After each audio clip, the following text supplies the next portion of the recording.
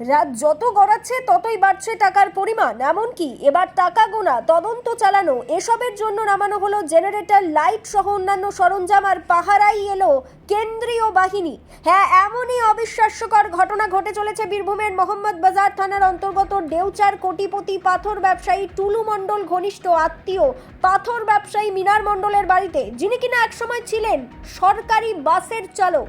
মঙ্গলবার রাত থেকে শুরু হওয়া পুলিশি হানার সেই অভিযান বুধবার দিন পেরিয়ে রাত গড়িয়ে গেলেও এখনো জারি। টাকার পরিমাণ ঠিক কত তা এখনো কিন্তু স্পষ্ট নয়। তবে যে সকল ঘটনা এদিন চোখের সামনে ধরা পড়েছে তাতে যে সেই টাকার পরিমাণ 5 থেকে 10 কোটি টাকার মধ্যেই সীমাবদ্ধতা নয়, কেননা প্রথমে দুটি বড় বড় লোহার ট্রাঙ্ক আনা হলেও পরবর্তীতে আরও বেশ কয়েকটি ওই ধরনের ট্রাঙ্ক আনা হয়েছে।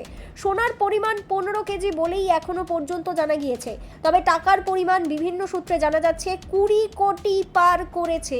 এখনো পর্যন্ত ওই পাথর ব্যবসায়ীর বাড়িতে টাকা গোনার কাজ চালাচ্ছে পুলিশ ও আধিকারিকরা। তারা যতক্ষণ না ওই বাড়ি থেকে বেরোচ্ছেন এবং উদ্ধার হওয়া টাকার পরিমাণ সংক্রান্ত বিবৃতি দিচ্ছেন ততক্ষণ সঠিকভাবে কিছু বলা দুষ্কর। এমনকি পরিস্থিতি এমন জায়গায় পৌঁছে গিয়েছে, একেবারে পাকা তথ্য পেতে হয়তো সময় লাগতে পারে আরও কয়েক ঘন্টা। সেই সময় পেরিয়ে হয়তো পাকা তথ্য মিলতে পারে আগামীকালও। দেখাই যাক শেষমেশ কি উঠে আসে এই ঘটনায়।